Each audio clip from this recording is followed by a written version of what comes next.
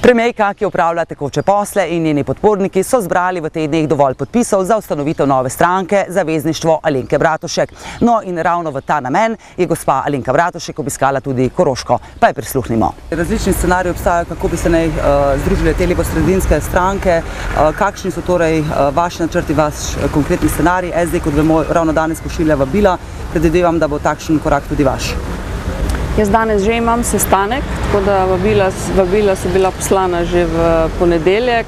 Ampak jaz mislim, da ni v tem trenutku pomemben, kdo sklicuje sestanke, ampak predvsem to, da se dogovorimo, da se tudi na tej strani znamo povezati. Ker če smo prej govorili o evropskih volitvah, je točno ta razdrobljenost na levi strani pripomogla k temu, da imajo te bolj konzervativne stranke več sedežev kot na levi ali pa levi sredini.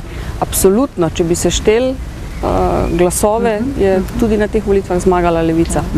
No, za vložitev liste kandidatov imate pravzaprav bore malo časa, če se samo spominjava zadnjih predčasnih volitev, kot sta ustanavljala gospod Virant in gospod Janković, imela sta 2 meseca, vi imate dejansko polovično obdobje. Kako mislite torej se spopasti s to časovno bitko pravzaprav? Mi v soboto ustanavljamo stranko, ustanovnih članov je več kot dovolj, ampak kljub temu smo se odločili, da ta teden nadaljujemo z obiski po terenu. Tako da od sobote naprej bo stranka ustanovljena, program imamo spisan, postavili bomo organe stranke in se takoj začeli oziroma se že pripravljamo na volitve. Še eno čisto aktualno vprašanje, torej prav danes se na vladi pogovarja o tej zamrznitvi 185 milijonov evrov, torej te reakcije Bruslja. Pravzaprav vas sprašujem, zakaj je prišlo do te zamrznitve, kakšni so nadaljnji koraki, bo Bruselj odmrznil ta denar?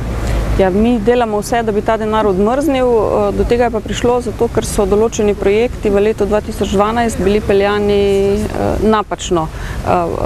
Napake so bile narejene v postopkih, zato bo treba Bruselj prepričati, da so druge stvari, ne samo pri teh projektih, bile peljane pravilno. Za te konkretne projekte pa bo stvari treba urediti in če so bile napake tako velike, da se jih ne da popraviti, pač tudi ne bo mogoče črpanje evropskih sredstev. Ampak leta 2012 nisem jaz vodila vlade, tako da je pa stvari treba rešiti absolutno za naprej. In delamo z Bruslom, smo veliko v navezi, tako da se zelo trudimo, da bi do tega prišlo čim prej, do te odmrznitve.